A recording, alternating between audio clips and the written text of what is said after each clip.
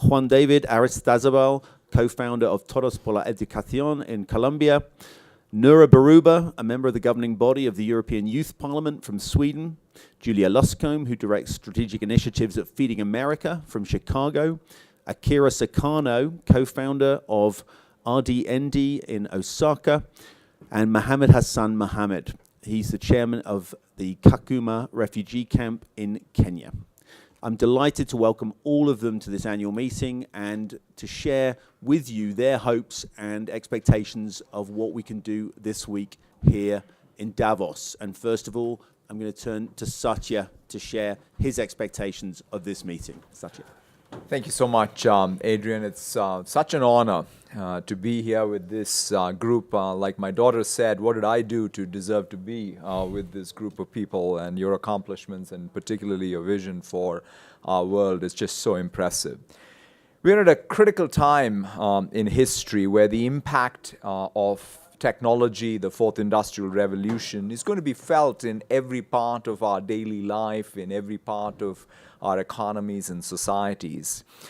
And so computing, in some sense, is becoming much more part of the very fabric of our lives. It's getting embedded in the world. It's not anymore separate. In other words, digital technology is not even separate from our core fabric of how we live and how we operate.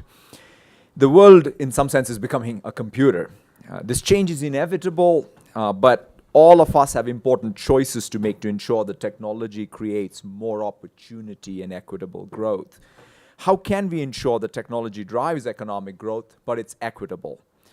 That it creates broad surplus across our societies, that the latest innovations are applied to address our most pressing challenges, to expand access for education and healthcare everywhere. It empowers people with disabilities.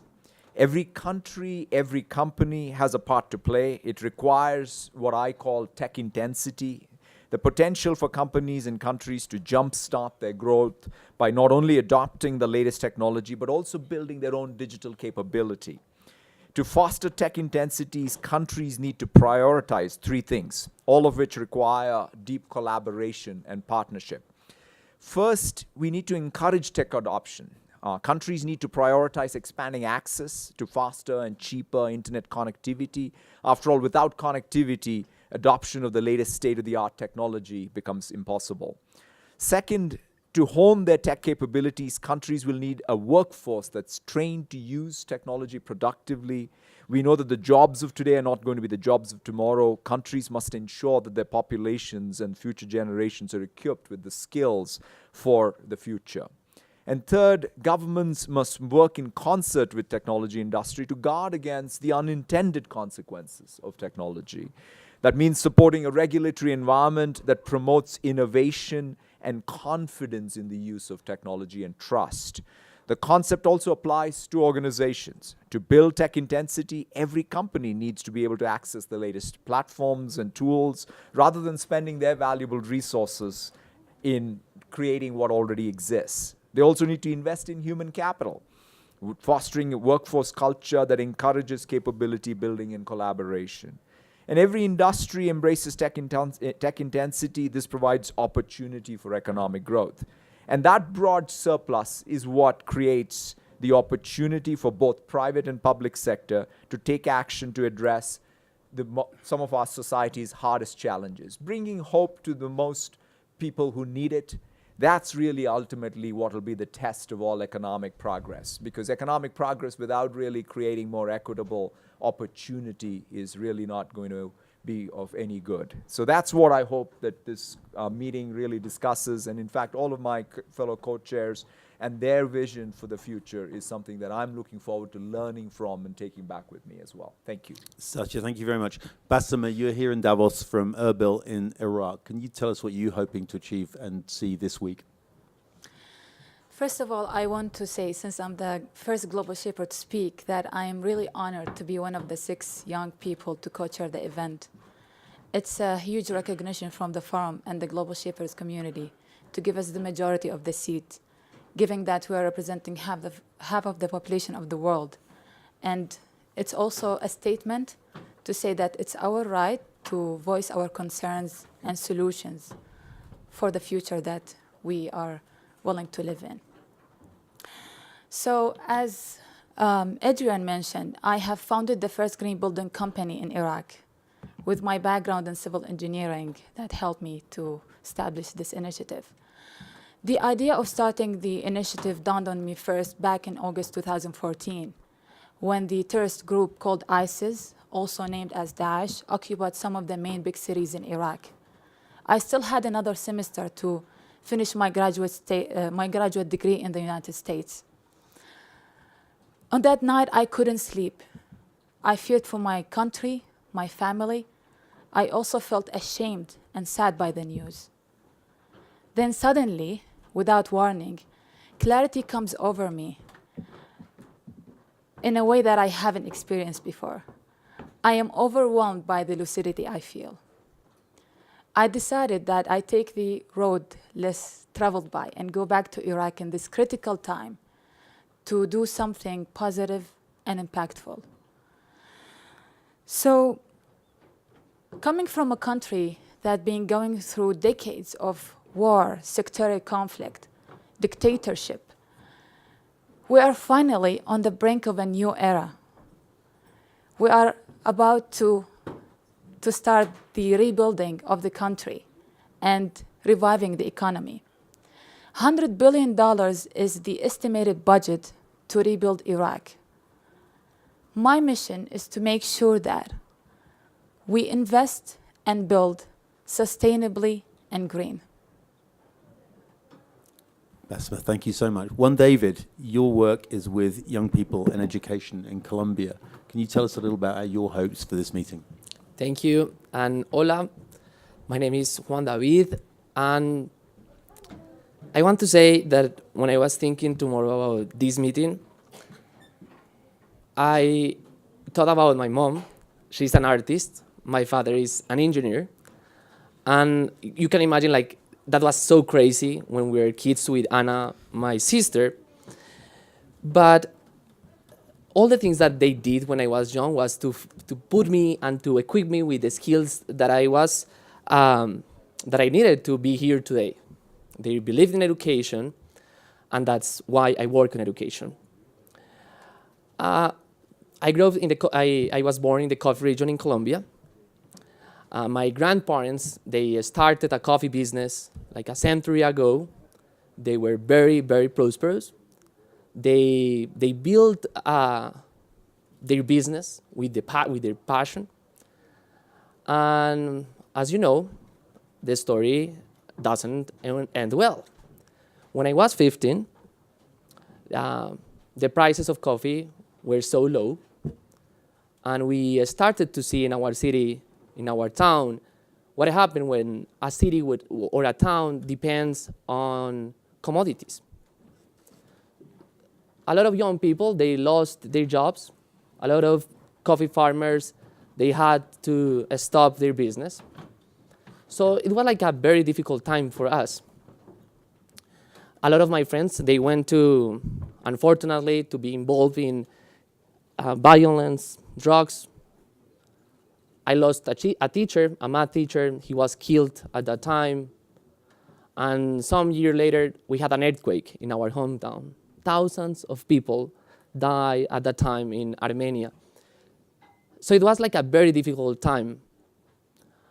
And one day, after the earthquake, I remember that my sister, Anna, said to my parents, like, hey, take me please to the Red Cross. And I remember that, like, why she wants to go to the Red Cross? I mean, we are in the middle of a crisis.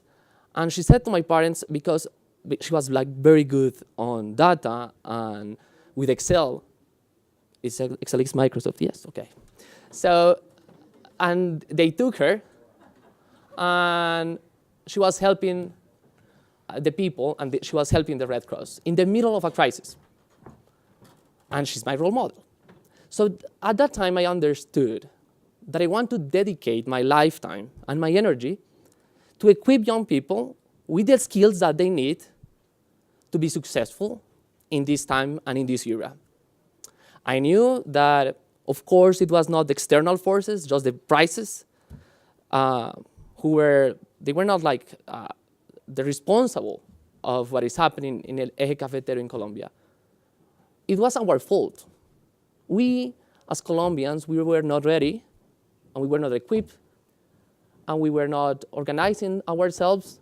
We were not be trained for the future. And as you may know, for the last 60 years, we had a war, a civil war in Colombia. A lot of young people have died in this war.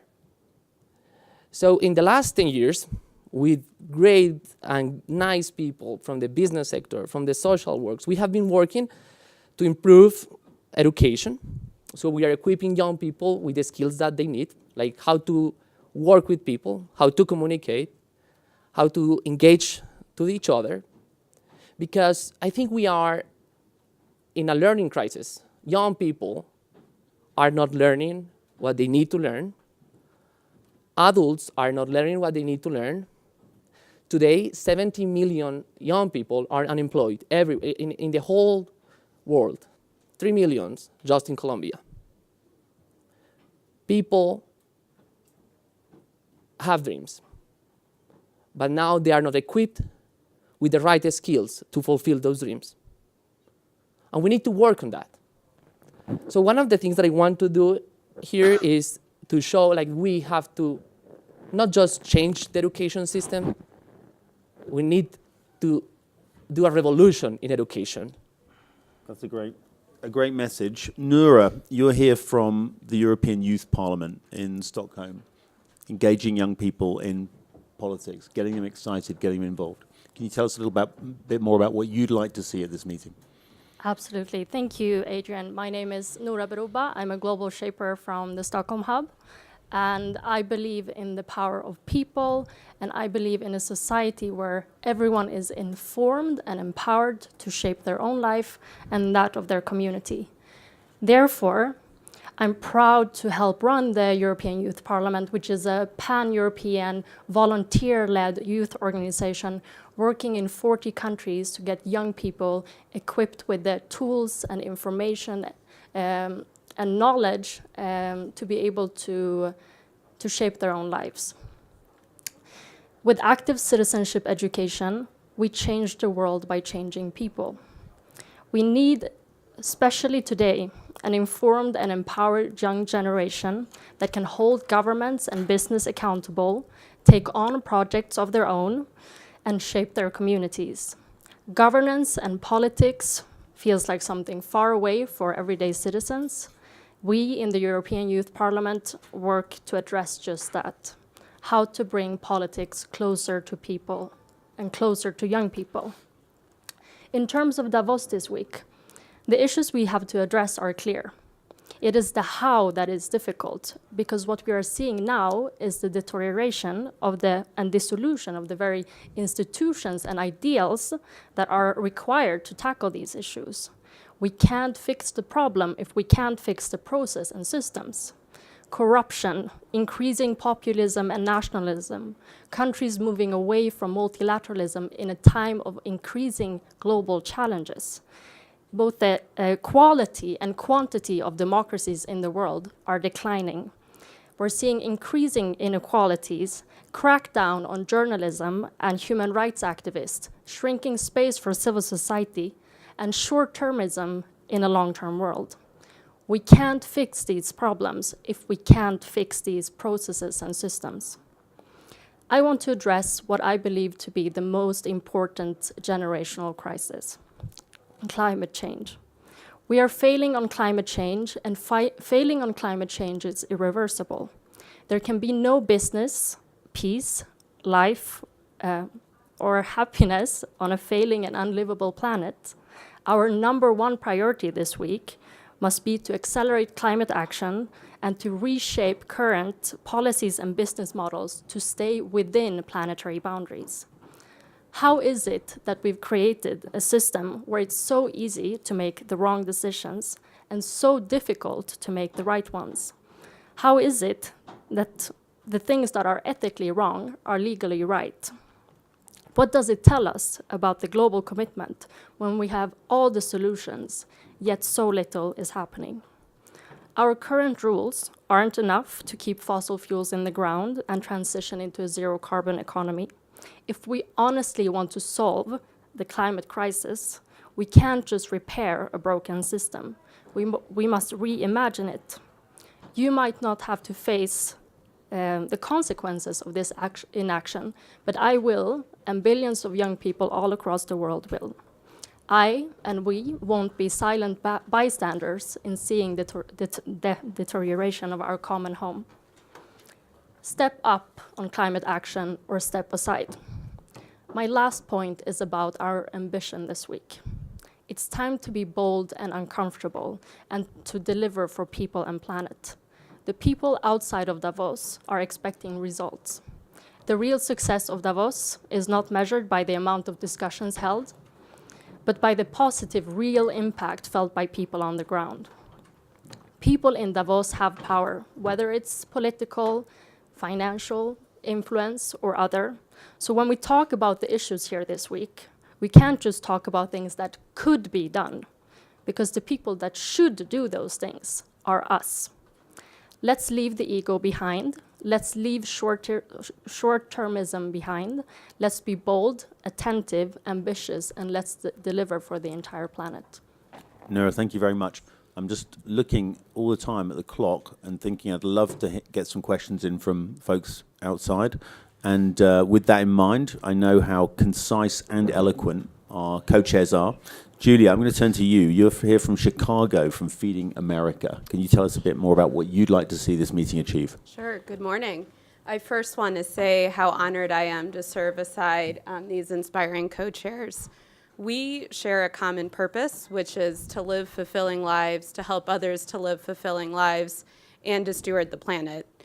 It's been relatively easy for me to live a fulfilling life. I grew up in a successful, loving family that set me on a path for an excellent education and all the opportunities that come with that. But growing up in Chicago, I saw that others were being left behind. There was the second grader I met at a volunteer event who told me that the lunch served that day would likely be the only meal she would have. There was the perplexing situation on the street I grew up on. My side of the street was all white people. The other side of the street, an affordable housing complex, was all black people. These were just a few of the early exposures I had to the deep-seated systemic inequities I continue to see in my community, my country, and the world. I can't help but constantly ask myself, what would I want the world to look like had my circumstances been different? What systems and processes would I want to be in place if I were a refugee and didn't have a passport? What supports would I want to be available if I or someone I was close to fell on hard times? I'm committed to using my privilege to empower others to live fulfilling lives. And I feel so fortunate that I'm able to do that today at Feeding America. We serve the 40 million people in the United States who are facing hunger. Even in the richest country in the world, 1 in 8 people and 1 in 6 children do not have the food they need to thrive. And this is despite plenty of food being available. Last year, Feeding America prevented 3.5 billion pounds of food from going to waste and provided it to people in need. The United States is a country that's benefited tremendously from globalization, yet there are persistent inequities and inefficiencies. Shaping a global architecture for more equitable and sustainable growth must be our priority. It is the priority of the young people that we are here representing today. Across the world, we need to make sure that all food produced is put to good use. We need to tackle the root causes of food insecurity. We need to develop solutions that are targeted to meet the needs of the most disadvantaged communities and populations. This will take coordinated efforts of the social, public, and private sector and firm commitments. It will take inclusion of people facing hunger in developing solutions. It will take bringing the best of data and technology to match the supply and demand of food, increase access, and measure impact. And it will require long-term investments in systems change. young people are ready to take a lead and support this work because we know that achieving a more equitable future requires that everyone has the food they need to thrive. Thank you. Thanks, Julia. Akira, you're here from Japan, and can you tell us a little bit about what you'd like to see from this year's meeting, and also tell us a little bit about the initiative that you're responsible for that offers so much potential in terms of a way forward for communities? Great, thank you very much. I'm so, this is an honor to be here. Then I'm quite enjoying the moment that no one has idea where I'm coming from. And then I need to correct that I represent Zero Waste Academy as an organization here. But where we are is that I'm based in a very small community called Kamikatsu in Japan. And it is just like one example of small rural communities that we have only 1,500 as a population, and over half of the population is above the age of 65 years old. Yes. Then, of course, young people leave from the rural communities to seek for the better opportunities. But what is unique about our town is that we are the first town or the municipal government declared for that zero waste ambition by 2020. What is zero waste? It is a policy and initiatives to make no waste out of the community. But how do we do that? We enrolled all the residents in the community to bring their waste to only one waste collection center to segregate them into 45 different categories. And then that also influenced the businesses locally to enroll into waste reduction initiatives and so on. But what it matters to me, actually I'm not originally from the town. I moved in from the city. Then for me, I believe in the possibilism. That I see that by showcasing what a small community can do, and then we can all believe in that how much each individual of us can do to change the world. And that's what I want to see happening here in Davos. Because in our community, we have already achieved up to 80% of resource recovery, which is already massive. But at the same time, the rest of the 20% will not happen unless we enroll everyone on board. Because even in such small town, we have so much interconnection between the rest of the world. We have so many resources coming in from the rest of the world, and we cannot recycle them because it's not designed to be recycled, or we don't have investment just by ourselves to actually have the technology to do so. Then we need to see the system change so that everyone shift into the circular economy, so that we can actually make 100% happen in all over the world. So I would say we see that everyone talks about circular economy. Everyone agree that it is important to shift towards the circular economy, but are we fast enough? Are we fast enough that to make sure that we see the same beautiful us, not in the digital, but in our own eyes, and then we have the same experience left for our children? Then I would say, as a last expectation, every global leaders here needs to be localized. The globalization 4.0 should start with localization, because that's where you see what is happening, but you need to take action as a first step. Then that is my expectation. Thank you very much. Akira, thank you very much. Lastly, I want to turn to somebody I had the privilege of meeting in July last year in Kakuma refugee camp in Kenya, which is Mohamed. Mohamed, can you tell us a little bit about your journey here and about what you would like to see from the participants here in Davos this week? Thank you, Adrian.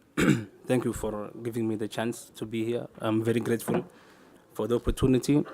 To begin with, how do I put 20 years of disappointment into words? You know, I've been, for the past couple of days, since I was told I would speak, I've been thinking of what to say and how do I put that into words? How do I bottle the emotions and what I feel into words for you people or for people to understand? My name is Mohamed Hassan, and I'm a refugee from Kakuma camp in northwestern Kenya.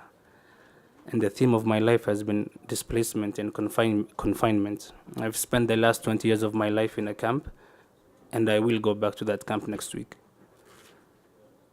So what is at stake here is it's crucial for me and the people that I represent in the camps. The place I come from, the camp, it's not an isolated place. We have 185,000 refugees from 10 different nationalities. And we're just like other people, and we have aspirations, and we have dreams, and we have needs. And it surprises me that money and capital moves around the world in seconds, but it takes a refugee decades. Or in the case of my mother, she never had a chance to get out, waiting for 25 years for a place to go, for a place to call home. What does it all mean? We talk about ethical and sustainable development. We talk about how we can be ethical with robots and machines.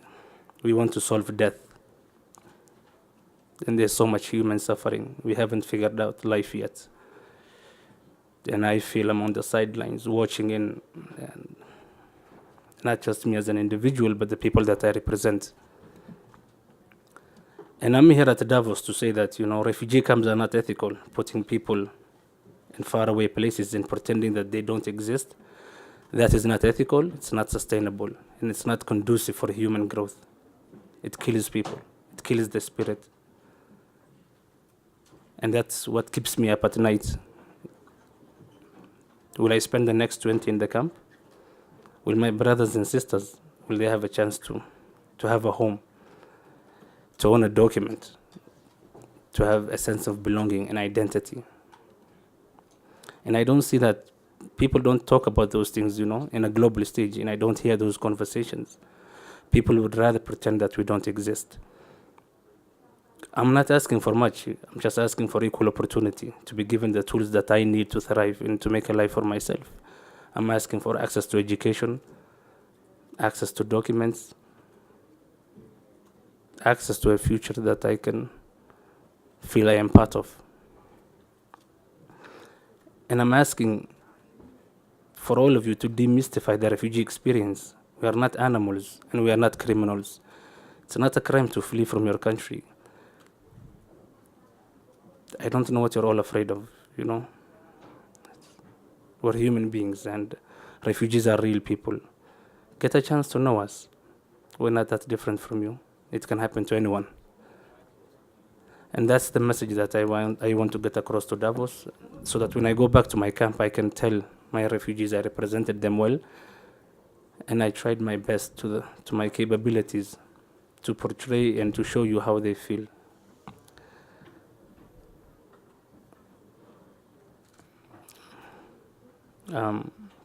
Globalization 4.0. It's such a big topic. It's a lofty ideal. But I just want to take all of you to task as you go back. My story is inspiring, I get that. But what do I inspire you to do? It's not just words, it's people's lives that's at stake. I hope you can understand that that's the words that I know. And I hope it's simple enough for people to understand. Thank you very much. Mohamed, and to all our co-chairs, thank you so much for sharing your experiences and your expectations.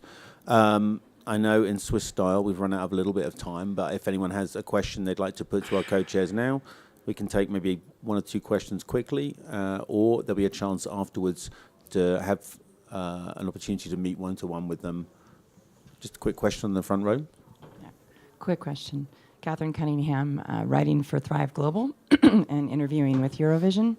First of all, what's so important at these annual meetings is who is in the room in these discussions, and I have to say it's a really bold and visionary move that the World Economic Forum took to have the global shapers here. These stories, your vision, your mission is really inspiring. Thank you. So my question is, how important is it to a company's long-term existence, your legacy, to reimagine itself? Because that's really the theme, to fix a broken system, but to reimagine itself.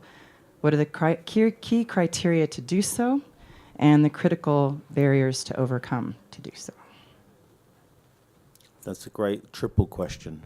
I don't know if we've got all the time to get everyone's opinion on the panel to answer it. But it's an excellent point. What do companies have to do to make that transition? Satya, if I can perhaps turn to you first. I mean, I think it's the question of our times, because what's really come to the forefront is how multi-constituent really our world is, even for a company. The idea of being responsible to your shareholders is absolutely still real. Every quarter I need to show up and talk to my shareholders in terms of what have we done for them lately. But the reality now is that unless and until we understand that there are many other constituents around every community in every country that we serve, that we need to create that economic surplus that will allow them to thrive. You know, some of my co-chairs here talk so eloquently about what people look for, which is just access to opportunity. That is so necessary. For any business to be long-term successful, without that opportunity being democratized, there is no business going forward. That, I think, is what needs to be understood by every shareholder of every company as well, and every management team and every CEO like myself. And I think that's the real structural change in this next phase of globalization 4.0, or the industrial revolution 4.0. That's, I think, the foundational change that needs to happen. Any of your co-chairs want to come in on what you'd like to see companies do to transform themselves? I personally, sorry. Yeah. So I think it's not a the challenges cannot be met by one corporation, one nation, or even one continent. All stakeholders, all nations have to work collectively to address these challenges. Because we want to have all stakeholders and everybody on the same table discussing, so we don't exclude anybody. The suffering of one nation can have a much wider impact in our connected world of today. So that would be, I think, what I expect from the annual meeting and the discussions, that to be steered in a way that these solutions are inclusive. And David? Yes, I think companies should go to the high school system and help young people to be ready for the future. That is one thing. So CEOs should give time and be mentors. And second, in a lot of countries, interns are not being paid by a lot of companies. They're not being paid. So if we want to improve young people's lives, we have to pay them for the work that they do. That is one way, and I think CEOs we should have this conversation about internship around the world, because young people, they have been trained, they go to college, they have spent a lot of time studying, but when they go to a company, they say, okay, good luck, you are my intern, but they are not receiving any money from their work. That's a great point. I would like to point out that we pay our interns properly. Nora. So I think it's a common thread between any stakeholder that when you look for action, you look outside of yourself. When you look to address inequalities, you say, let's do some CSR in Bangladesh. When you talk about climate action, you just add on something to the company. If we want to address issues systematically, then we have to put it at the core. If a company is serious about inequalities, pay your workers, give them a decent job, pay your interns. If you care about climate action, reshape your business model so that you reduce emissions. Be honest with your shareholders that return on investment might not come in this year or next year, but it will come eventually, because climate action is profitable. It's just not profitable in the very short term. You mentioned the word legacy, which I think is just a word that I would imagine should be at the top of everyone's mind when they think about the work they do today. And I think to drive these long-term changes, it's going to take a lot of courage and leadership from the folks who have the privilege of power. And I think always remembering and thinking about creative ways to benefit all your constituents, and especially those who are most vulnerable, will help shape the future and cement your legacy. Akira Mohamed. Yep. Work with us, that who makes you uncomfortable. That's really the point, because not excluding the ones makes you feel uncomfortable, but like these are the ones who actually challenge you and make it happen. Mohamed. In my view, it's imperative that the private sector and the companies, that they take initiative in the refugee context. How do we move away from seeing refugees as a burden to society, from dependency on aid and handouts, to seeing refugees as partners in development, investing in refugees for the long term so that they can contribute to society and they can be productive members of the world. Yeah. And I just want to say at this annual meeting, we're being helped in our video production process by someone who's joined from Kakuma and who's working here. And I think, it's an absolute straightforward demonstration of the fact that people in those camps have skills, they have talents, those skills and talents can be put to use. And I think it's a message that we'd love to see coming out of here, along with all the other very important messages that our co-chairs have, which is to say that business working together with those stakeholders can make a real difference to improve the lives of people and to improve some of the issues that you're going to see on stage here today, not least of which are going to start this morning with a plenary session with all of these folks, for which reason I'm going to have to wrap things up because otherwise I'll get into trouble. But we can hear more from them later on. Thank you all for joining us, and I hope you have a very productive and informative annual meeting, and my great thanks to all of our co-chairs here. Thank you.